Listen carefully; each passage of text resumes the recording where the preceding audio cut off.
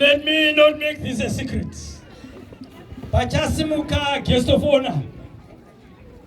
My directors, nema managers, NHS. Tokuisira yenyu. Mosimukane mkuru wenyu. Anditika saka chimbaima chinjama mahai yomo isa matenzi mbu.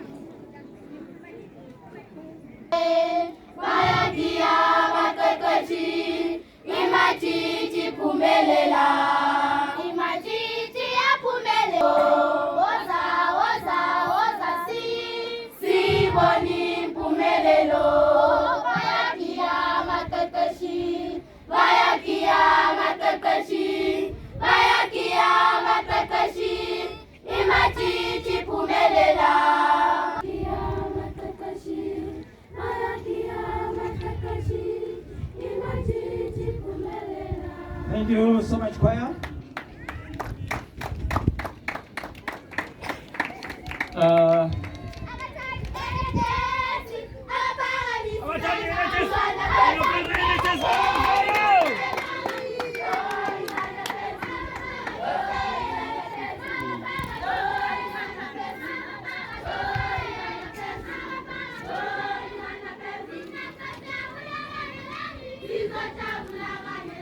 Baba ukhoza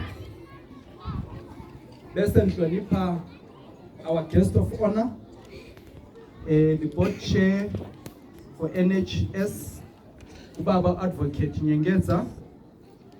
Bese nhlonipha honorable MP wethu Baba Usibanda engu-Deputy Minister njalo.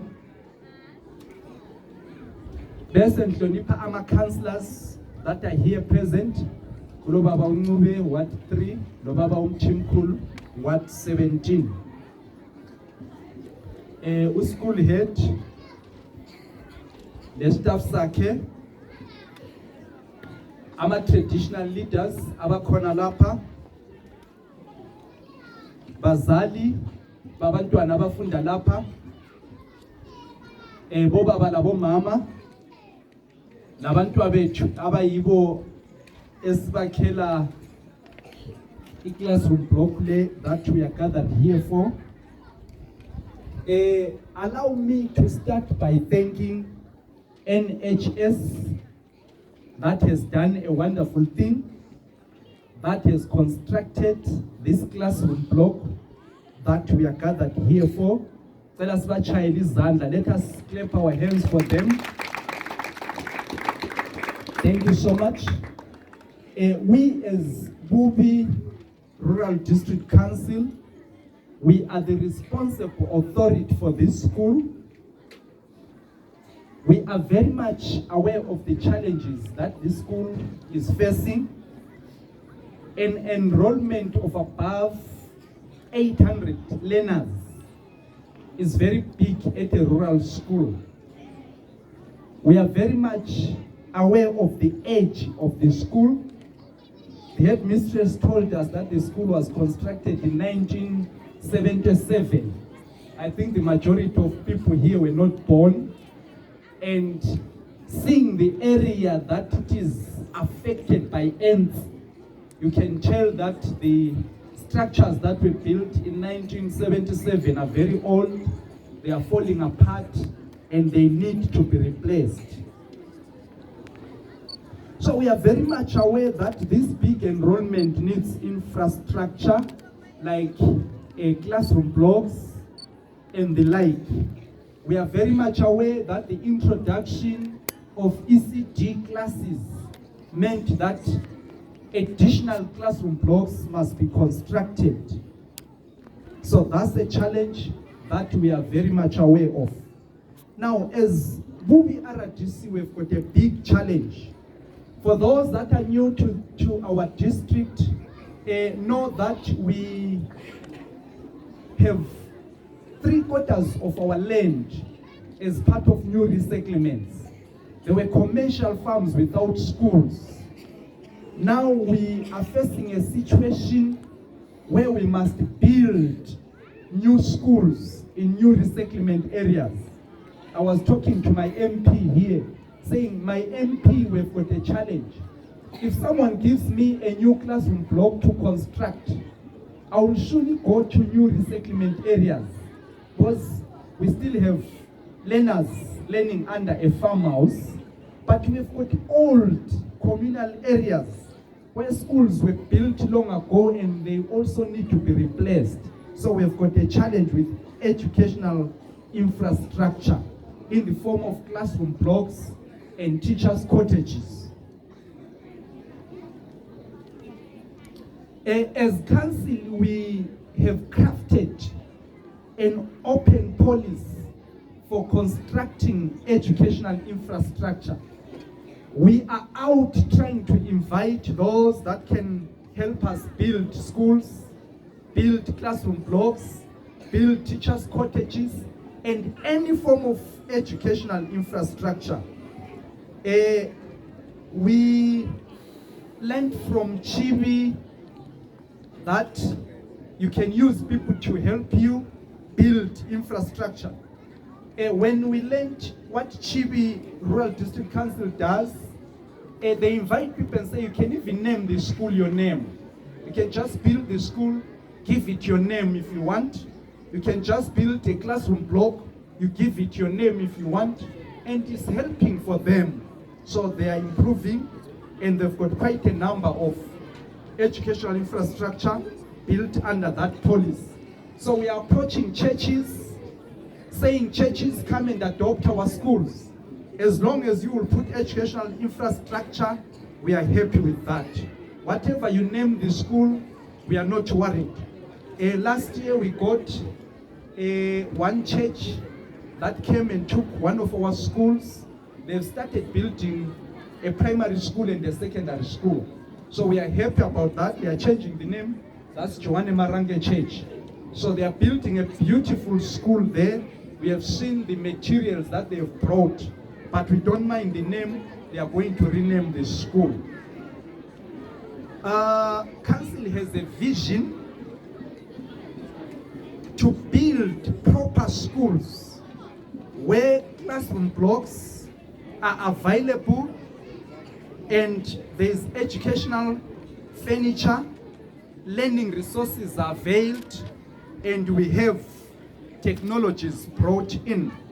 We also look forward to having satisfied teachers who have got proper accommodation, potable water, electricity, transport available, a clinic nearby, teaching resources, and communication facilities available. So we know if that happens, we are going to have a high pass rate in our schools and disciplined pupils who will fit in the society. Now, we also want to thank the government. We know the shareholder for NHS is the government. So we want to thank the government for what we are gathered here for. We also want to thank His Excellence. We know the passion that he has for improving the educational infrastructure. So I'd like to pass our appreciation to the government for the development that they are giving to us. We received devolution grants, and in our budget, we budgeted to build quite a number of classroom blocks. So we are excited about that. In my closing remarks, allow me to quote the former president of South Africa, Nelson Mandela. Now, when he was commemorating the Day of the African Child, he said, education is the most powerful weapon which you can use to change the world. Now, if you look at the community around here, if their children are educated, the next day you come here, you'll find good houses, you'll find roads done, you'll find transport availed. So we need to improve our education so that we empower children from this side of the country. Allow me to close by quoting again John Dewey. Now, John Dewey was implementing what he called a learn by doing philosophy. Now, he says, education is not preparation for life. Education is life itself. Now, when we give these children education, we are not preparing them for future. We are giving them life. Now, if you take two peoples, 5 years of age, one at school and one not at school, let them cross a road that is busy with traffic. The one that is at school will stop and wait for cars to cross, and then he crosses nicely.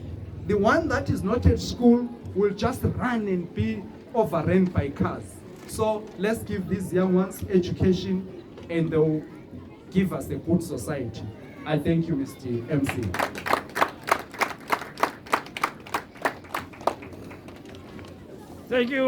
Thank you so much, CEO.